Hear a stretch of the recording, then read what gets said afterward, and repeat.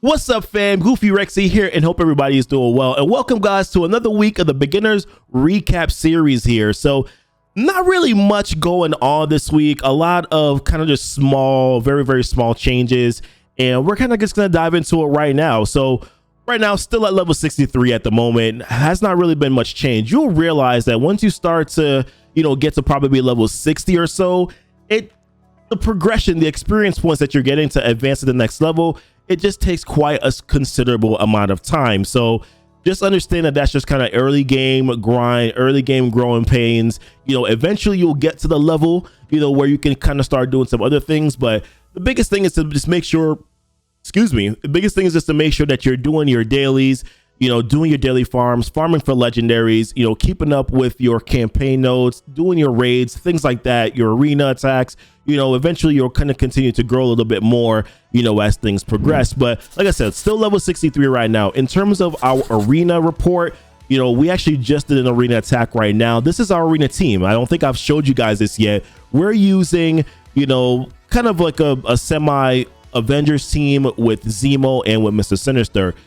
I mean, arena's become a little bit tougher because we're starting to face a lot of these Asgardian teams. We've even started, as a matter of fact, let's take a look at it, right? So we have Asgardians, we have Sinister 6 a little bit here, some more Wave 1 Avengers. We're actually beating Wave 1 Avengers teams. This one has a weird looking team. What is that? That's the Crossbones? The weird looking squad right there. Asgardians, we're seeing Emmas now, in the arena shard. And of course, free to play player, we did not get Emma. We kind of started the account, right after the Emma event started, or right before the Emma event started, and we could not spend enough gold to actually get Emma. So we're kind of a little bit out of luck where that is concerned. Now, we are still working on the Marauders team. We're going to be using Blob on that Marauders team. We've already built up Sinister, as you can see. We got him at gear tier 11, and then we're going to be using, we're using Mystique, we're using Sabretooth, we're using, Strife, obviously, and then we're throwing in Blob on that team. So that's going to be our Marauders team there. And primarily, I'm going to hope to put them on defense. Hopefully they can hold a little bit more and give me an opportunity there for me to kind of just like stick to, at least not fall so far in arena, because there are days where we get all the way down to like 250 and then we fall, 120, we fall 120, ranks there, and it's just absolutely insane and crazy. So hopefully things, will start to pan out a little bit after we build up that team, and we'll have some more usage for that Marauders team as well, but we'll show you that in a little bit. We also were able to do some of the Shuri events. So Shuri went live this week as a permanent legendary. By the way, this is a little bit of a bug on my account. It always says that my event is completed, and I literally have no idea why it does that, but we were able to do at least a 4-star version of the event, and we definitely wanted to make sure that we did that because we wanted to be able to get those mega orbs. And before we conclude this video, I'm going to show you guys what I'm going to get with those mega orbs. We're going to open them up live, in this video here. But yeah, so pretty easy event. That my Sinister 6 team is about 86k, not very built up, so it didn't really take much for me to get it done. ISOs have made these events, these legendary events are older, right? So ISOs have made a lot of those events significantly easier to do because of ISOs now, right? So I had the Striker ISO on Electro, Swarm had the Raider ISO. And I know people are always like, well, what about Swarm not having Doc Ock and not being able to get those charges? Well, it doesn't matter, because Swarm is still relatively good.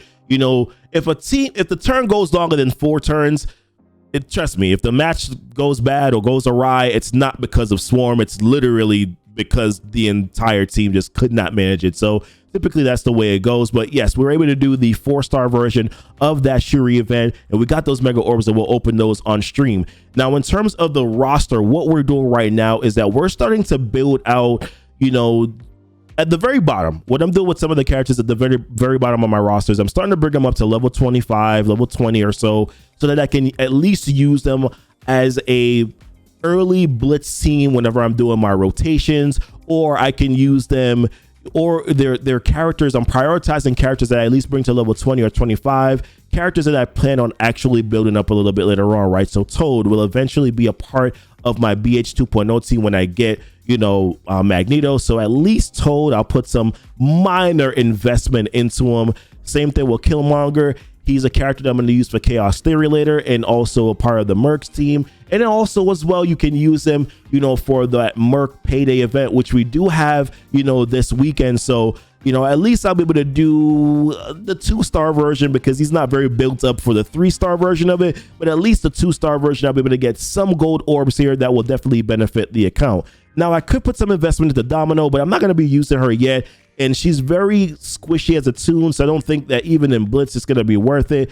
There might be some investment in some characters like Crystal, but like I said, it's very minuscule investment, right? Level 20, 25, that's it. That's really kind of as far as we're going. But other characters, Scream, you know, I can find some value for her. Cable, I can find some value for. Proxima, okay, I can find some value for. Venom, you know, so at a very bare minimum, I'm bringing up some characters at a very minuscule level so that I can at least use them, you know, on a Blitz team. And the reason why I'm doing that is because with the Strike Pass, we have to get, you know, to be able to get some of the tokens here, we have to at least do 15 Blitz matches every day. So I at least want to be able to get some more teams so that I can complete this objective to be able to get those 30 tokens at the end of the day. So that's the reason why, you know, I'm doing that right now. You know, so if that doesn't make sense to you, that's the reason why I'm doing it. Also, like I said, I'm doing it prioritizing characters, and I'm going to be using later on the roster. Now, as we go through the rest of the roster here, as we talked about already, I'm using some of the Marauders characters. So that's the reason why,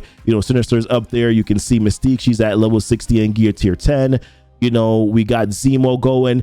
You know, I don't like where the stopping points are, but I want to get Sinister to 65. I want to get, you know, Minerva to 65. So that's the reason why you started to see me put just some levels into them. I typically like 60 or 65, but, you know, we're starting to push some of them up because we eventually want to get them to 65. Definitely Cap, definitely some of our Wave 1 Avenger characters, you know, and so on and so forth. We're also looking at the trajectory for some of our Mystic characters. You know, so the Mystic campaign is one that we're gonna, at least we don't want to start, and we want to get characters at least to 15k. And we just unlocked Loki today because of the calendar. So I brought him all the way up to 45, got him at gear tier 8, and then over the next couple of days, we're gonna try to get him to level 60 and gear tier 10. You know, using Thor and Loki. You know, and also we have Sif as well, if you guys remember, at level 60 and gear tier 10. So there's a possibility too that we might end up using some combination of Wave Guardians, you know, in Arena. So they're definitely useful there, but also Mystic characters that I can use for the Mystic campaign. And as we go further down, once we get through the battle pass, we're going to also be able to unlock Silver Surfer, and then we're going to use them in the Mystic campaign too. So like I said, not really much going on with the account right now. Very simple sort of, you know, things that we're trying to get done here. Nothing crazy, you know. More progress probably will be done next week. So yeah, I mean, we're putting some investment even into like some of these bio characters too. I have the full Young Avengers team available, so I'm putting some investment there. I might throw X-23 on a Brawlers team, so make like a Young Avengers Brawler team. X-23 is an individually great character, and we're going to be approaching level 64 very soon, which means that we're going to start doing RTA, and X-23 is a great RTA character, so we definitely at least want to be able to do that, use her in that game mode. We have Zemo, but we can't rely on Zemo because Zemo is usually banned in RTA, so we're looking at some RTA options too, that we can use, you know, moving forward. So yeah, but let's open up those mega orbs, guys, and let's see what we get. Hopefully we get something good from the mega orbs. We won't open up our red stars, we got some of those too, but let's hopefully we get something good from the mega orbs here, guys. So let's get some hype going. Let's go. Good mega orb drops. Let's go.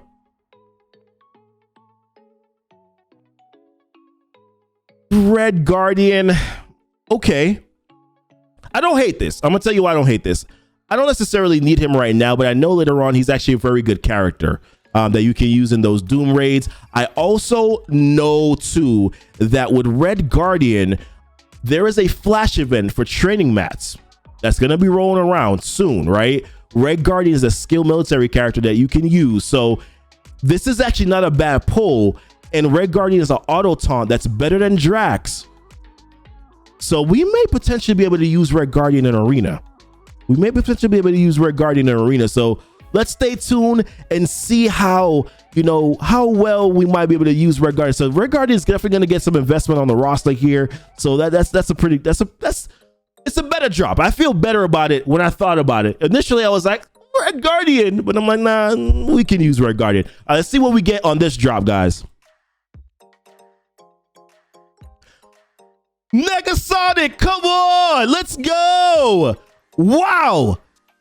We now have a full X-Force team. We have a full X-Force team, guys. Ooh, Arena just changed for us. Arena just changed for us big time. Big hype on the 2 Mega Orbs, guys. I love those 2 drops just now. You know, we got 2 sharps for Taskmaster too, which is not bad, but we got Negasonic, which means that we just got a full X-Force team that we can use now. They're going to be better in Arena. They're going to be insanely better in Arena for me. Going to give me a lot of really good usage.